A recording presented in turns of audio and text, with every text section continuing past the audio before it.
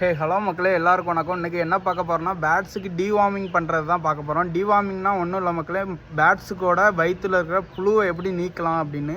அதை ஏன் நீக்கிறோம் அப்படின்னா, பேட்ஸ் வந்து எப்பவுமே டல்லாகவே இருக்கும், தூங்கிட்டே இருக்கும். நிறைய பேர் பார்த்துருப்பீங்க. அது என்னென்னா வயிற்றுக்குள்ளே புழு இருக்கும் மக்களே.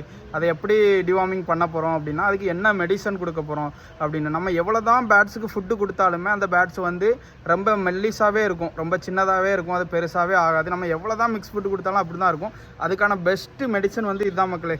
இது வந்து அல்போமர். இது பேர் வந்து அல்போமர். இது எப்படி இருக்குன்னா, உள்ள ஒயிட் கலரில் இருக்கும். நல்லா ஷேக் பண்ணிவிட்டு ஒரு சிரஞ்சில் எடுத்துக்கோங்க. சிரஞ்சில் எடுத்துகிட்டு ஒரு 4 ட்ராப்ஸ், பெரிய பேட்டுக்கு வந்து 4 ட்ராப்ஸ் கொடுக்கலாம். மோஸ்ட்லி சிக்கை வந்து அவாய்ட் பண்ணிக்கோங்க. என்கிட்ட சொன்னாங்க சிக்ஸுக்கும் கொடுக்கலான்னு. நீங்கள் பெரிய பேட்ஸுக்கு மட்டும் கொடுங்க. ஒரு 6 மந்த் ஒன்ஸ் கொடுத்தா போதும் மக்களே. 6 மந்த் ஒன்ஸ் வந்து கொடுத்துட்டு இருந்தீங்கன்னா பேட்ஸ் டிவார்ம் ஆகி நல்லாவே இருக்கும். பேட்ஸ் ரொம்பவே ஆக்டிவாக இருக்கும், ஒரு ப்ராப்ளமும் இருக்காது. நெக்ஸ்ட் டே அதோட ரிசல்ட்டு கண்டிப்பாக தெரியும். நெக்ஸ்ட் டே என்ன ஆகும் அதுன்னா, அதோட வேஸ்டேஜ், அதோட பாத்ரூமில் வந்து புழு மாதிரி இருக்கிறதெல்லாம் நம்ம பார்க்கலாம். ஏன்னா நான் ஆல்ரெடி பார்த்துருக்கேன். ஸோ ட்ரை பண்ணி பாருங்கள், ரொம்பவே பெஸ்ட்டாக இருக்கும். மெடிசனோட நேம் வந்து அல்போமர் மக்களே. வாட்ச் பண்ணிக்கோங்க, அல்போமர். ஸோ எல்லா வெட்டினரி மெடிக்கல்லையும் கிடைக்கும். நல்லா பெஸ்ட்டாகவே இருக்கும். தேங்க்ஸ் ஃபார் வாட்சிங்.